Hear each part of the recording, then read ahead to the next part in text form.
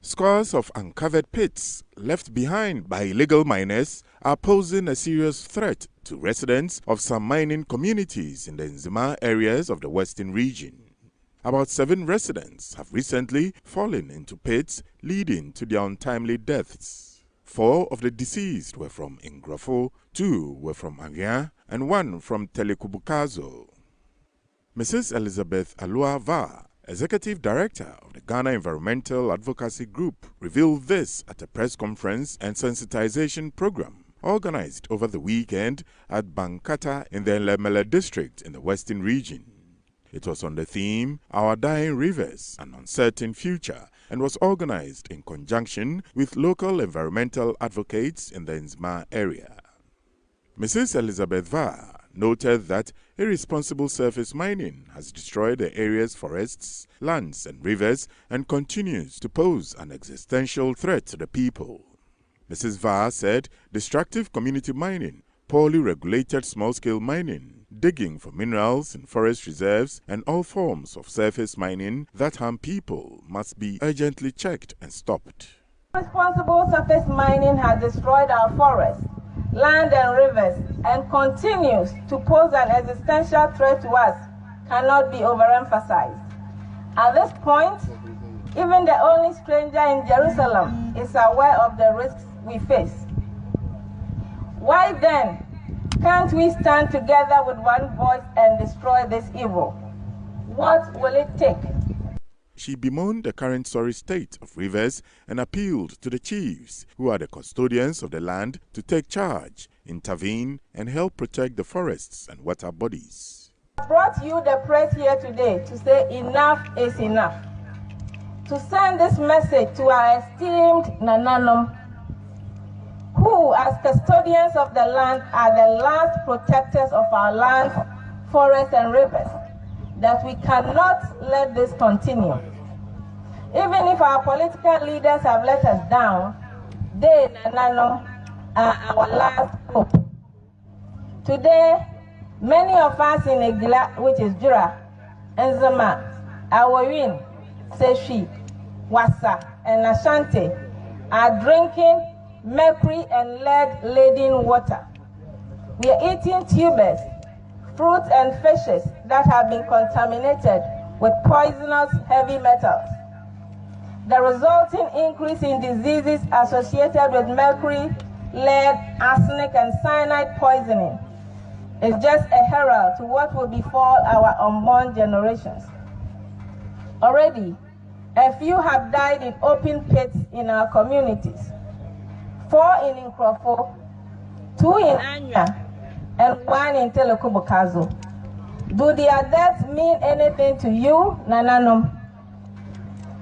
Our cocoa production has reduced, and whatever little we have left will soon be tagged as contaminated with heavy metals. Isn't that concerning enough? We demand action. We need action. Youth groups from some Nzima communities, including Awin and Elembele, also share their frustration over the continued degradation of their environment. They pledged their support to authorities who will enforce the laws and regulations to save their communities from the menace of illegal mining, popularly called galamsey. Mining activities, locally known as galamsey, have escalated to alarming levels. It has been revealed from many sources that 4 key players interplay in the galamsey kaka and menace in Ghana. Chiefs and others, the police, the judiciary, and some powerful political persons who stay behind the scenes.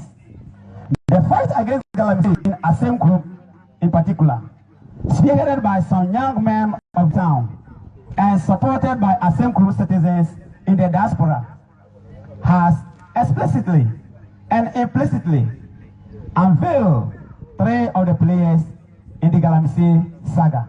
Paradoxically, an overwhelming majority of the youth they are claiming to bring them jobs vehemently oppose galamsey. The actual fight officially started on the 28th December 2022, where 2 Chinese citizens and 6 Ghanaians were caught in the act of illegal mining in Asemkro. They were reported to the regional police headquarters and no prosecution was done. Those videos trended on social media. We are calling on all stakeholders, including the government at the highest level, to take immediate and decisive action to address this crisis. This should include not only efforts to disband these illegal mining operations, but also to hold those who threaten public safety and engage in criminal behavior accountable for their actions. We want to make it clear to all and sundry that the current situation in Ghana related to the fight against galamsey cannot continue.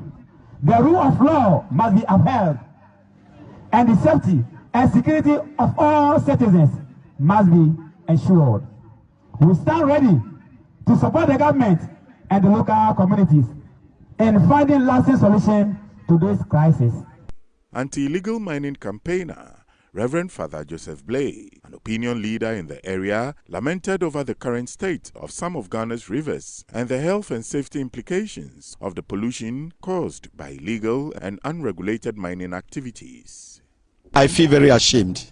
I feel very ashamed because as I was working in the international arena telling other countries how to protect their rivers and waters, and then some don't even have the rivers and they are creating protecting. Then here in Ghana we have the rivers and they come, they see the waters, they can't believe. Somebody saw the tunnel, say, wow, is it a chocolate river? I said, no, it is pollution that has made it like that. They saw the Ankobra. It's a shame. It's a shame. I know one thing, if I should tie it even to the international arena, Ghana is a signatory to the SDG, what we call the Sustainable Development Goals. And the Sustainable Development Goals, at number 5, talk about water. That water is life. And you know, I did a study in that. If you look at a country like Botswana, which is a desert country, Botswana is mined, but Botswana, they have 80% of the people who have access to water. Now in Ghana, we are saying that we have 21 out of 5 Ghanaians don't have access to potable water. That is drinkable. Now, when it comes to domestic water, maybe more than 60% don't have access to domestic water. It's pathetic. Way forward is the willpower.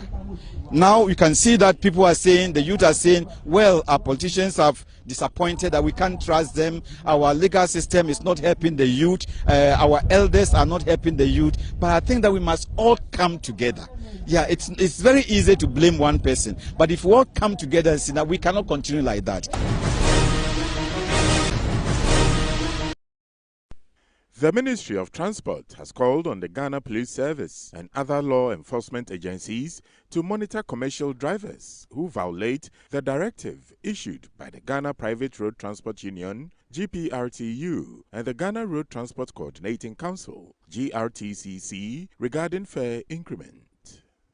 2 transport unions, Concerned Drivers Association of Ghana and the Transport Operators of Ghana, in a joint statement on Monday, 8th April 2024, announced a 30% increase in transport fares effective Saturday, April 13th, 2024.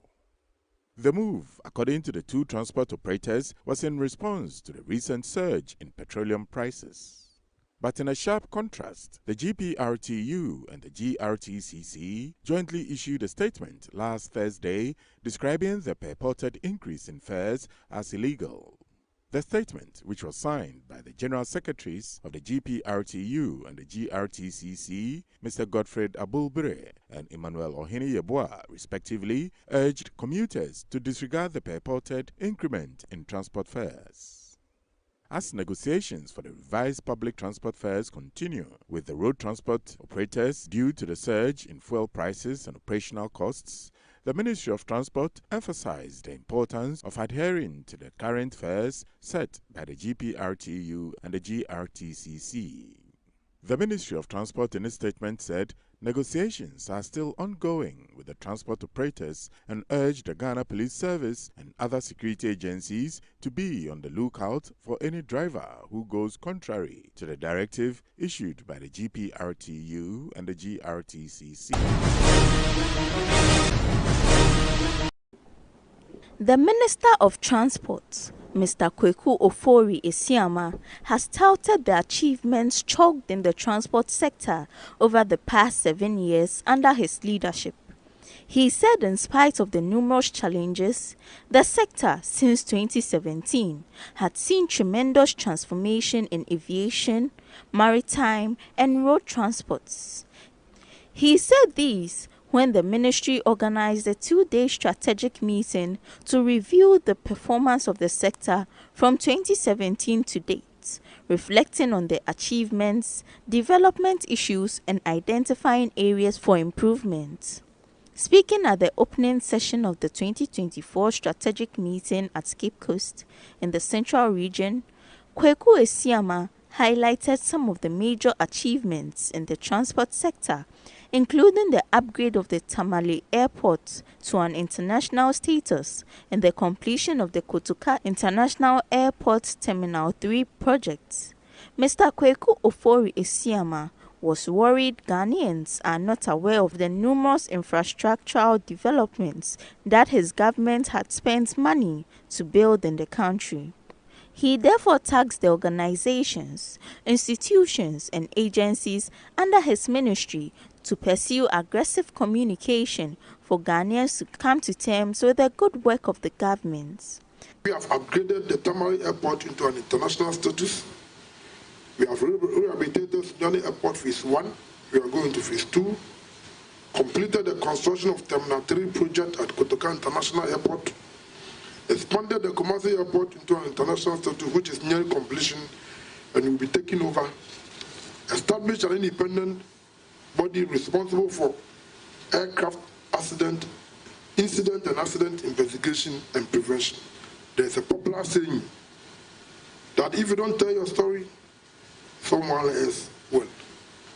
Not too long ago, the ministry conducted a rapid evaluation of the coastal fish landing site project.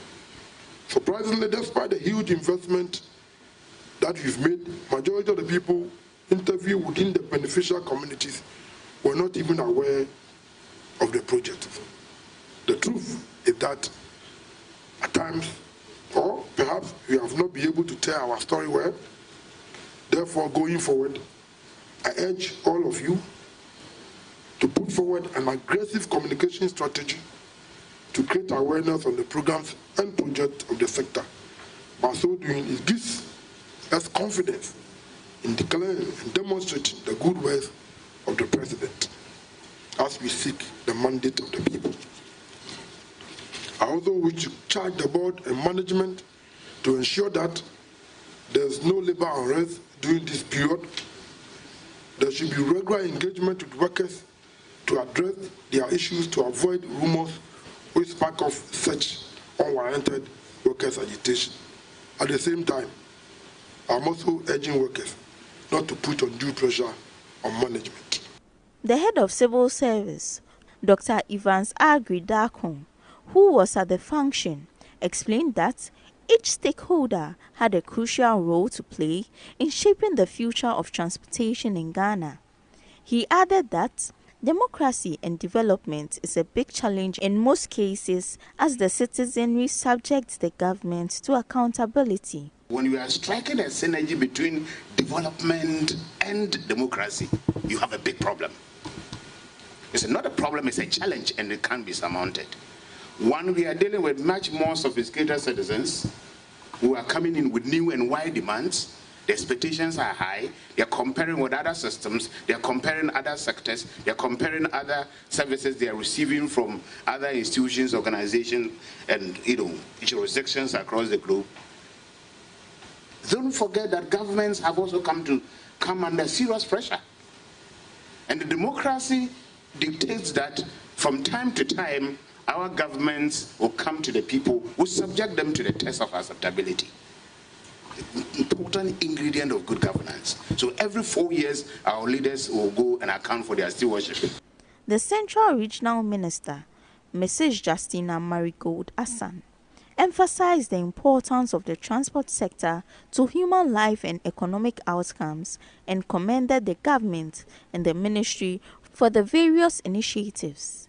She prayed that the challenges confronting the sector will find lasting and sustainable solutions through the strategic review meeting that took place in Cape Coast. At daily diverse endeavors, transportation brings people together, fostering social interactions, cultural exchange, and community engagement. It is my prayer that the challenges confronting the sector would find lasting and sustainable solutions through the strategic review meeting. Stakeholders, including transport operators, National Road Safety Authority, and staff of the sector ministry, praised the minister for demonstrating exemplary leadership.